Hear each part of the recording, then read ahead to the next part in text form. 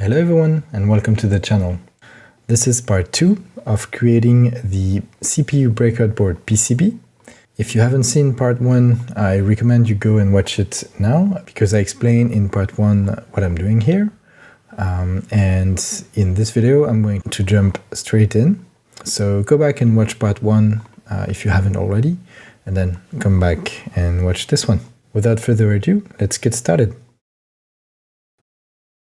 Okay, so I just realized I forgot to add a pull down to the enable pin of the clock, because if we don't connect this pin, we want the clock to be enabled. And I'm going to make this a 3.3K pull down. There we go. Now, the next thing I want to work on is trying to remove as much AC chips that we can. For example, the address bus and the data bus are currently driven by AC chips, and it would be nice to move this to AHC chips so that it has more gentle edges and it's less sensitive to send the signals on a breadboard. In the clock, we don't have any AC chips, but in the glue logic, we have a couple. First one I'll try to change is the data bus buffer. We can change that to a 74AHCT245. Let me do that now. There we go. Now we have to see how that impacts the timing. So let's look at the timing diagram. This is the current timing diagram of the buffer with the ACT chip. Let's see how it would change with the AHCT chip. The first thing I'm going to do is move these to a 4 MHz clock so that we can more easily see how it applies to our specific circuit. This is the timing diagram updated to be on a 4 MHz scale. Now let's see what impact the change of the buffer chip has on the diagram. If you look at the datasheet of the 74AHCT245, we can see in the switching characteristics at 5 volts, and I'm going to use the 50 picofarad line capacitance value because we're going to connect a lot of chips to the data bus. For the buffer outputs, the time is 1 to 11 nanoseconds, and for the output enable, it's 1 to 17 when it turns on and 1 to 17.5 when it turns off. So let's add this to the timing diagram.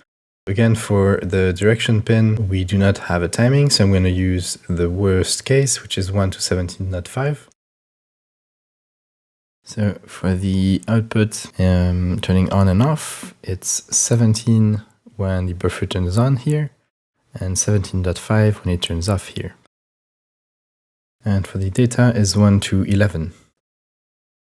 In order to get the final value of when the CPU is reading data and when it's writing data, we have to sum the direction being valid with the buffer being on and the data being read or written. I'm going to add 2 new lines to show this.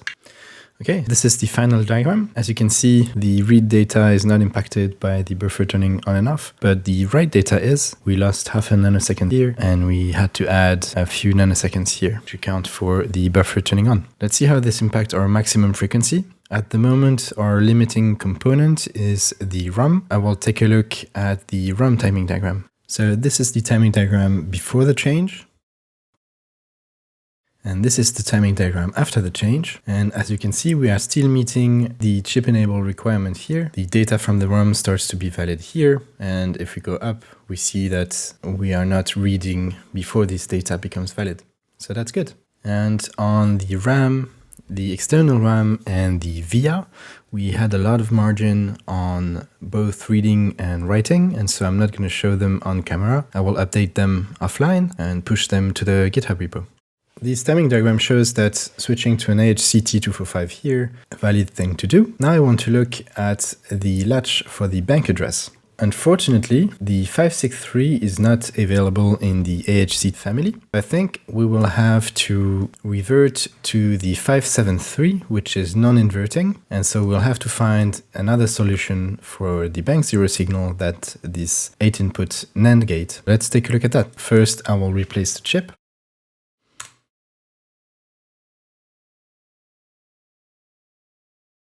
Okay, now that means that our bank addresses are non-inverted. We have to update all of these everywhere.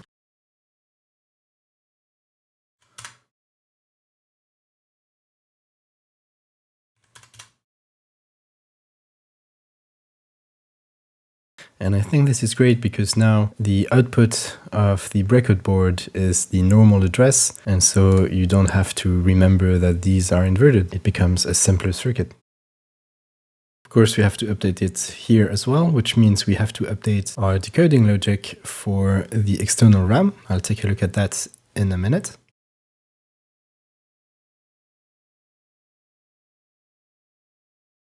So we have to update our monitor.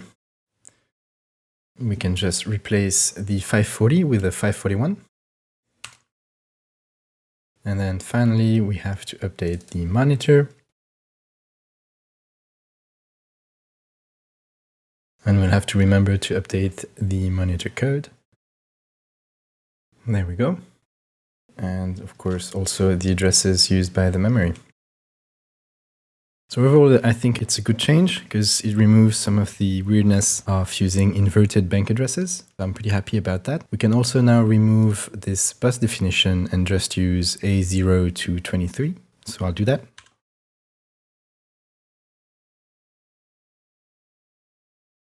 Okay, so we have to talk about what to do with this gate. Unfortunately, a fast 8-input OR gate does not exist, but we can recreate one. What we'll do is we'll take 4 of these. And I know it's not great, but it will work.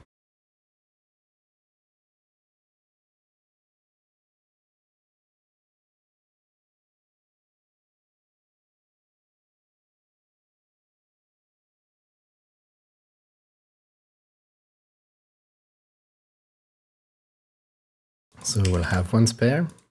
And we need to add 2 power supplies and remove this one. Oh, and I'm just noticing here, these are not connected. That's weird.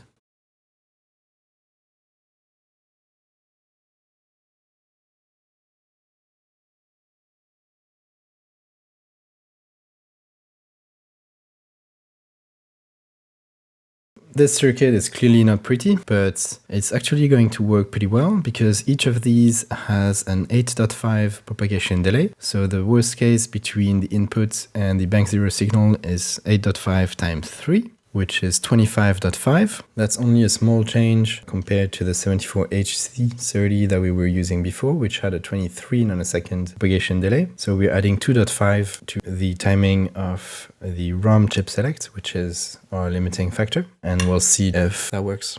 Let's look at our address decoding simulation and see what we can do. I'm going to replace this one by an 8-input OR in our simulation.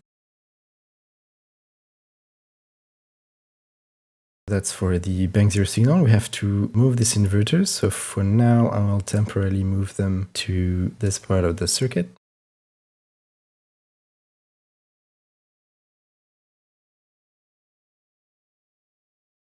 So we can run our tests, verify that everything is still working. Yeah. So now I want to know what happens if I actually don't change anything here and remove this inverters, because really I don't care where this chip ends up within the memory map as long as it's not within bank 0. So if I do this, our external RAM address is inverted and becomes 11110, so almost at the top of the memory map.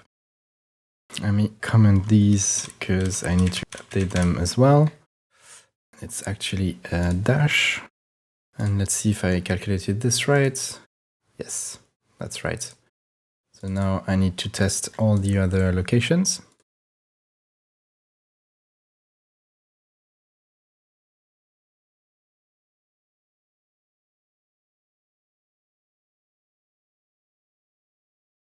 Okay, so I think I'm testing all the cases now. So I'll have to update the memory map, but I'll do that off camera. If we go back to our schematic, this is fine. Yeah, this is fine. We can just leave it as is. This is the timing diagram of the bank address latch before the change. Let me first update it to a 4 MHz clock.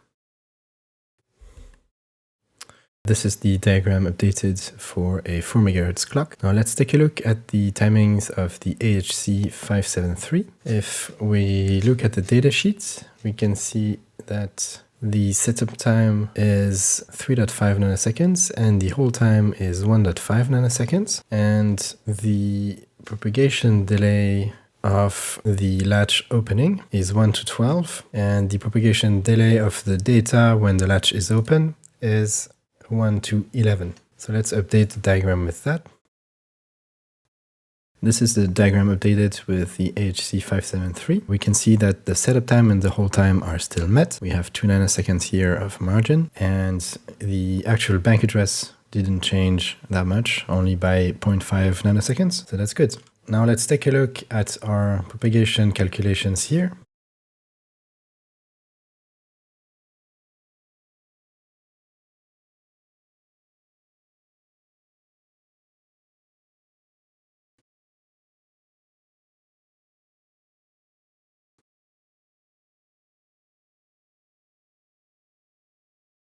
Okay, so not a big change. We have added 2 nanoseconds to the propagation delay of the ROM chip select. But if we take a look at the timing diagram of the ROM here, we do have 3 nanoseconds of margin. So that's good. Let's update this now. And there we go.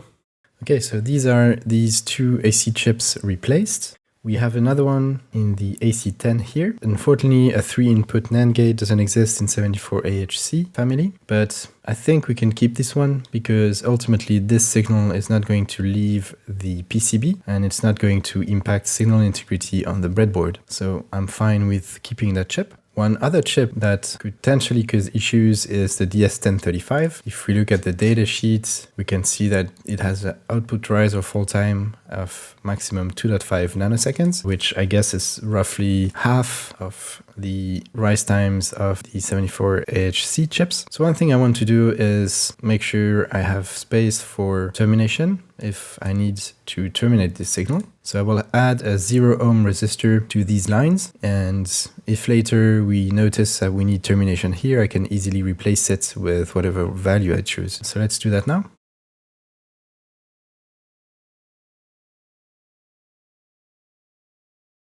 Okay, let's go into the breadboard and implement these changes. Replacing these 2 chips is going to be quite easy. So let's start with the buffer. There we go. And now the latch. And I have to remember to put it backwards.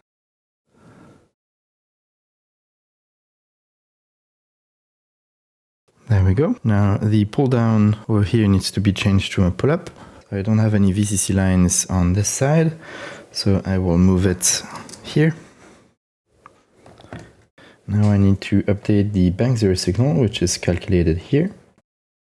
Let's remove the HC30. So I have here the 274HC32. They need power and ground. And decoupling capacitors. Now we have to rewire the gray wires here.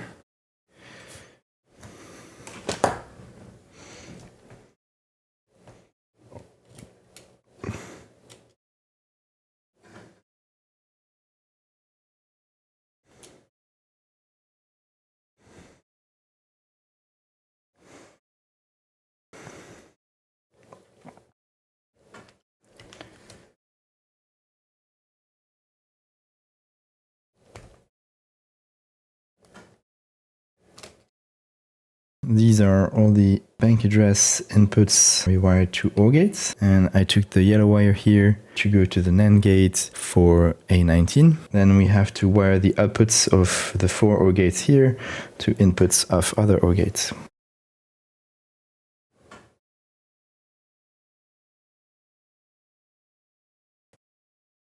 And then the outputs of these 2 OR gates need to be connected together to give us our bank 0 signal here.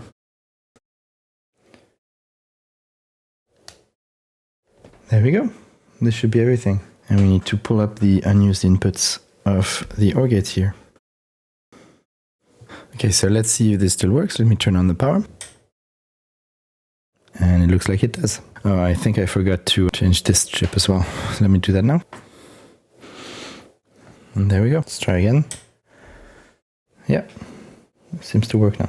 Okay, so I'm just going to run my memory test program again, just to verify that everything is wired correctly. So let me program it. So let's reset. And yeah, it looks like it's working. Awesome.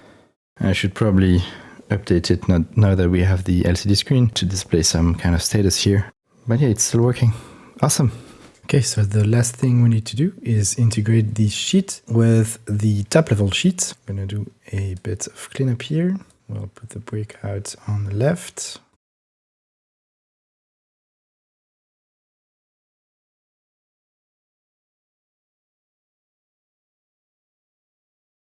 Now the pins we need to export from the CPU breakout board are clock enable, clock in, read and write, the address bus and the data bus, bang 0, read write, sync, VA ready in, bus enable, IRQ, NMI, wait, emulation, reset, clock. And I think that's everything. So let me copy all of these labels, go into here.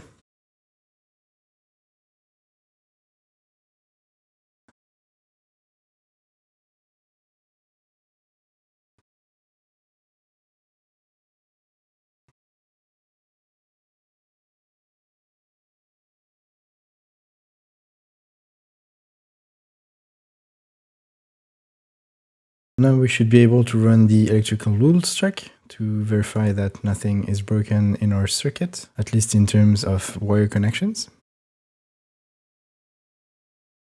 Okay, so input pin not driven.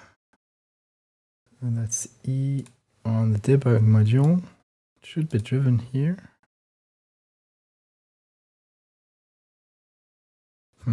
Not sure about this one. Let's look at this one. CA1 and CB1. Put pins not driven. I'll fix this later because this is not something that we changed in this episode. Now, this is something that's new. It says that the symbol has been updated in library. So let's update the symbol. And you'll notice that, so this is a designator for an open collector output. And there's some weirdness with the font in KiCad where I have to paste the inverted symbol, which represents an open emitter, and it is displayed upside down as an open collector. So this is kind of weird. That's how it works.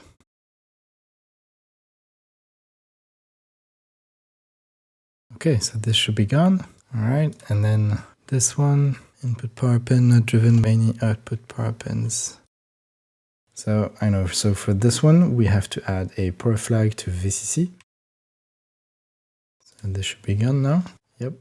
Okay, and I'm just noticing this circuit again. I don't think I want to have two power connectors. That's a bit ludicrous. So I'm going to remove the DuPont power connector and I'll just leave the DC jack. We can rename this to J1. We have now 3 different clocks.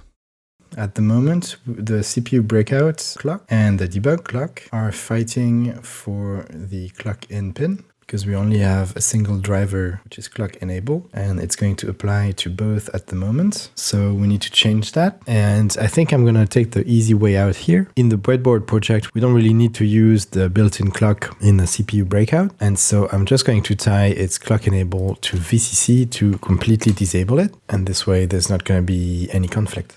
There we go.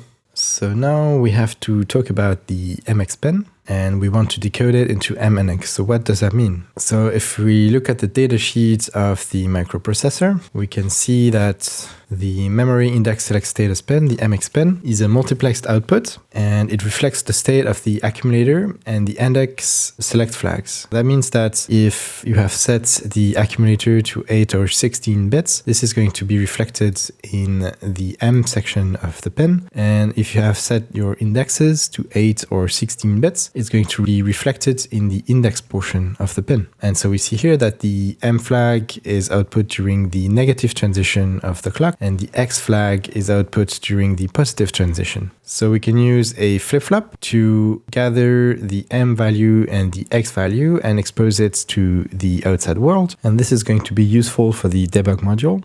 I'm going to add LEDs so we can easily see which state the processor is in during the execution. And that's going to help us with writing and debugging code on the processor. In the timing diagram of the datasheet, you can see which timing we have to abide by to decode those pins. The value is going to have a setup time and a hold time. And the setup time is going to be TES and the hold time is going to be TEH.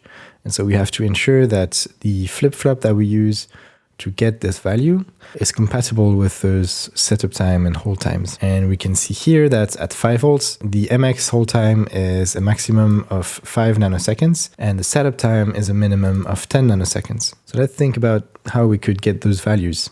I'm going to add this circuit to the GlowLogic module. I hope that we're going to have enough space over here. We have a spare flip-flop here that we can use. We can connect the set and reset to VCC. At the input, we'll need the MX pin. The clock will be the clock. And then this flip-flop is going to trigger on the rising edge of the clock. And on the rising edge, we have the X value. And so at the output is going to be X. So that's pretty easy. Now for the M value, we have to use a flip-flop that triggers on the negative transition of the clock. And the one we can get is the JK flip-flop that we are already using in the debug clock over here. So I'm going to copy that one and paste it here. Same thing, we can connect the sets and resets to VCC. The clock is going to be the clock. And at the output, we'll have the M pin. If you look at the data sheet of the JK flip-flop, in order for the input to be reflected at the output, we have to feed it inverted values on the J and K inputs. So if we take the MX signal, we have to invert it when it goes to the K pin. However, we don't have a spare inverter here in the sheet at the moment, but there is a change that we can do. We can take this OR gate and move it here to replace the 2 NAND gates just by applying De Morgan's law. We see that if we replace this gate by the OR gate, we have to invert its input. And so we can remove this one. And over here, instead of ready reg, we have to use the inverted ready reg. There we go. So this doesn't change the behavior of the wait signal, but it gives us 2 NAND gates. And so we can use one of them in order to invert the MX pin. And things are a bit tight here.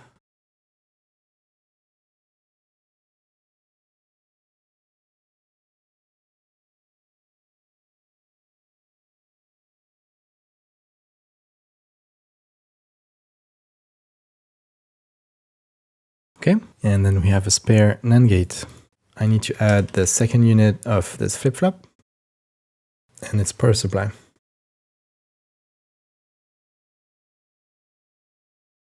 As well as another decoupling capacitor. And finally, we have to add those pins to the input and output section.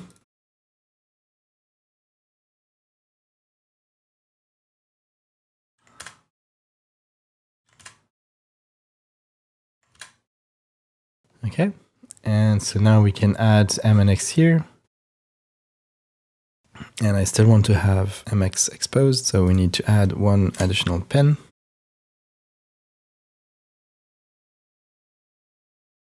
And there we go. So now, will this circuit work? We have to look at the timing diagram and see if we are meeting the setup and hold time requirements of the flip-flops. So let's do that now. All right, so let's look at the timing of the MX DMUX circuit. Here is the clock at 4 MHz. And here is the MX pin of the CPU. As you can see, there's a 10 nanosecond setup time and a 5 nanosecond hold time for both X and M. For extracting X, we're using a D flip-flop, and the D flip-flop has a setup time of 5 nanoseconds and a hold time of 0.5 nanoseconds. So as you can see, it's right in the middle of when X is available on the pin, and it will definitely work to extract the X signal. And so this is the final X signal. There's a 1 to 10.5 nanosecond propagation delay on the D flip-flop, and for the rest of the time, the X signal is available. And so if you look at the X signal during a given CPU cycle, the X signal from the previous cycle is going to persist until the clock goes high. However, this is going to work 99% of the time, because the only time that this is going to change is when you actually change the value of X. But for the rest of the CPU execution, this is going to be consistent. So I think that's fine.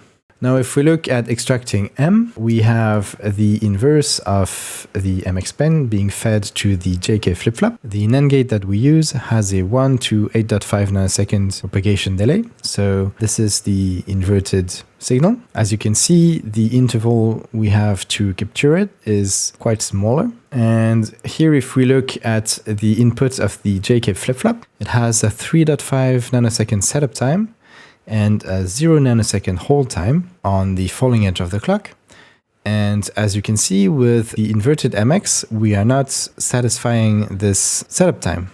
However, this is using the worst case scenario of the NAND gate, but since it is only connected to a single gate, we can use the 15 picofarad load capacitance version, which has a 1 to 6.5 nanosecond propagation delay. So let me update this. This is the inverted MX pin updated. And as you can see here, we are now meeting the setup time of the JK flip-flop input. And so this is going to work. Finally, this is the output M signal. As you can see, the JK flip-flop has a 2.7 to 11.1 propagation delay, and M is available for the rest of the cycle.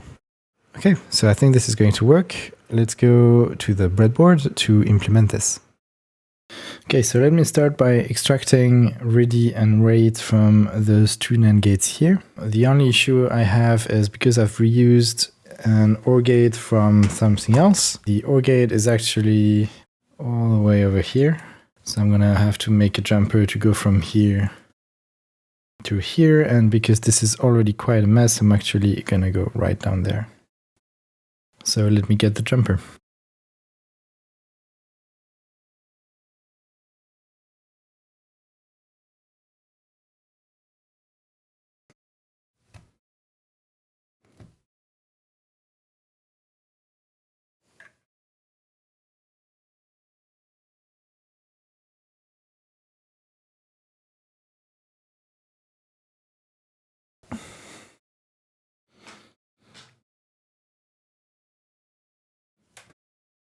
So now let's implement the MX DMUX circuit. Let's start with X, because that's going to be the simpler of the two. On the CPU, MX is pin 38 over here, which we have reported here. And we need to send this to pin 2 of the flip-flop here. There we go. Then on pin 3, we need the clock, which we can get from pin 3 over here. There we go. And then X is on pin 5. And I will put one of my LEDs with built-in resistor so we can see the state of the pin. Let's try it out. When X is 1, the index register select is set to 8 bits. And that's correct because in this Hello World program, we don't change value of this CPU flag. So I will go back to the memory test program. There we go. So we can see that initially X is 8 bits, and at some point in the program, we switch to 16 bits indexes, and then it goes to 0, and it stays that way for the rest of the program. So that's correct. Awesome. Now let's do the M flag. I don't have a AC version of the JK flip-flop in stock, so I'm going to use a HC version, but I think it will be fine. We'll see about that. So we can connect power, ground, and the decoupling capacitor. And then all the unused inputs of the second JK flip-flop goes to VCC. Okay, then on pin 11 we have MX. On pin 13 we have the clock. On pin 10 and 14 we go to VCC. And on pin 12, we have the inverted MX, so we have to use the NAND gate that we have free here. There we go, and then the unused inputs of the NAND gate, we have to pull up to VCC. Okay, and then at the output on pin 9, we have the M flag. So let's try it out. So at the beginning, both start at 8 bits. That's the state of the processor at reset. And then they both change to 16 bits. So that's great. I believe this is almost everything. I do want to add a spot for termination on the M signal because it's an AC chip going out of the board. So I'm just going to copy a resistor from here and move this over here. All right. So I don't see anything else I want to change right now on this circuit. And so I think we're ready to move on to the PCB. There's probably more small changes that we will notice during routing, most likely some things to simplify routing because I didn't pay any attention to the pinouts of the various gates and whether the current arrangement makes it easy to route signals between them. So in order to build a PCB for the breakout board, we are going to have to move this to a separate project. The reason being KiCad doesn't support PCBs for, let's say, submodules. You can only have a PCB for your whole project. And that PCB is going to be the final computer. So the CPU breakout board is going to have to move to another project. So let me do all the file moving and copying off camera, and then we'll start over in a new project. Okay, so we are now in a whole new project. I removed all the other sheets from the computer. We don't really need the hierarchical outputs here anymore, so we can remove them. And we can also reset all the annotations so that we don't have holes in our series of numbers. There we go. Now let's take a look at our electrical Zool check, just to make sure that we don't have any problems. And it's clear, that's nice. Now I've just duplicated all this information in the repository. If I go back to the main project, we can see that we have the CPU breakout board here with all the schematics, but this is duplicated information. And so what I will do is I will replace the sheet with a symbol for the CPU breakout. And this way we won't have duplicated information. So let's do that now. So I will create a new symbol in the project library. And I'm going to call this 65C816 breakout. And I will copy most of the pins from the CPU.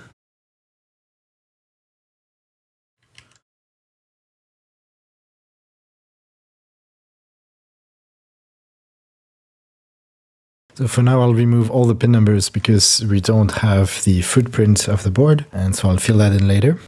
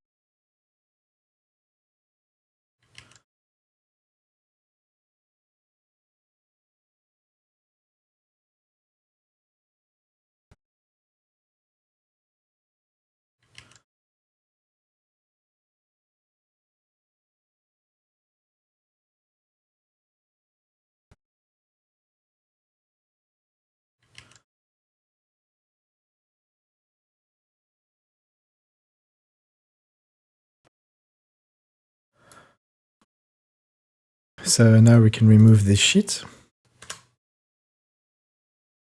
and use the symbol instead.